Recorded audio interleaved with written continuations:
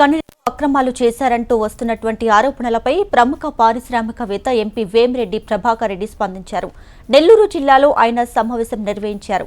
White quad ఇండస్ట్రీని స్థాపించి యువతకు ఉద్యోగ అవకాశాలు, పారిశ్రామిక పురోభివృద్ధికి పాటుపడాలని భావిస్తున్న తనపై లేనిపోని ఆరోపణలు చేస్తున్నారంటూ వేమిరెడ్డి ఆవేదన వ్యక్తం చేశారు.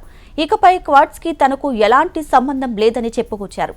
కంపెనీ పెట్టాలన్న ఆలోచనను విరమించుకుంటున్నట్లు ఎంపీ వేమిరెడ్డి ప్రభాకర్ రెడ్డి ప్రకటించారు. క్వాడ్ సంబంధించి మొత్తం క్లోజ్ చేసుకుంటున్నా. నాకు అవసరం లేదు ఇది. ఎందుకంటే నేనేదో జిల్లాలో మంచి చేయాలని వచ్చాను.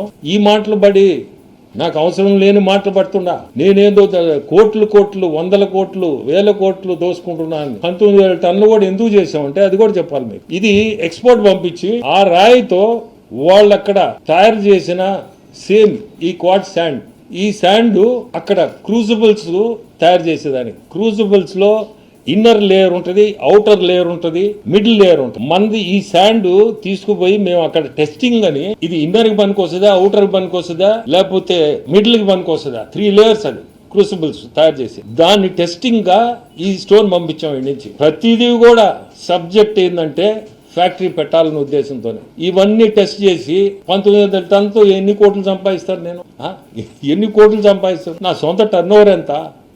అసలు ఏదన్నా ఇంత చూస్తే ఏంది, దాదాపు 96 కంపెనీలు ఎక్స్పోర్ట్ చేస్తుంది. సేపటికి లక్ష్మీ కోడ్స్, ఫిన్ కోడ్స్ అని మాట్లాడుతూ ఉండదు. ఇక్కడ చూస్తే 96 కంపెనీలు 1,60,000 టన్నులు పంపించున్నారు ఈ ఇయర్ అంతా. లాస్ట్ ఇయర్ చూస్తే నేను చెప్పాను కదా 9,60,000 టన్నులు. మొత్తం మీకు ఒరిజినల్ డాక్యుమెంట్స్ అన్నీ ఇస్తాం, మీరందరూ కూడా చూడాలా. ఎందుకంటే ఇది మరీ ఎక్స్ట్రీమ్స్కి వెళ్ళిపోయింది. సో ఈరోజు ఈ ప్రెస్ మీట్ పెట్టిందే నేనుగా ఈ క్వాడ్స్ అనేది చేయదలుచుకోలేదు. కానీ ఎవరైనా మంచి మనసు చేసుకొని మన జిల్లా కానీ రాష్ట్రంలో ఎవరైనా కానీ ఈ ఫ్యాక్టరీ పెట్టండి. మంచి ఫ్యాక్టరీ, చాలా మంచి ఫ్యూచర్ ఉన్న ఫ్యాక్టరీ.